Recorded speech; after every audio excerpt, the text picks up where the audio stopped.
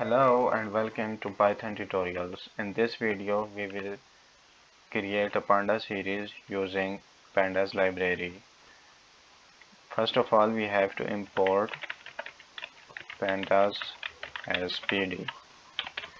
Then we create a list of names.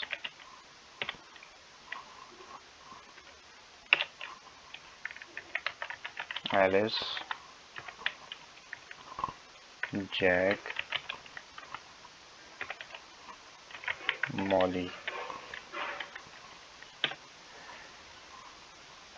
A list can have integers, but for now we are using strings for the example. Now we create a series object using pd.Series and pass in a list of names.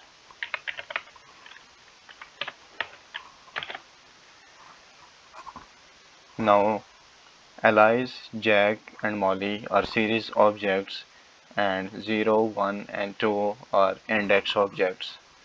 We can also have index objects as a string. For that, either we have to define index objects explicitly as a list or by passing in a dictionary. We will learn about creating a series using a dictionary in the next video. So like, subscribe and share and press the bell icon.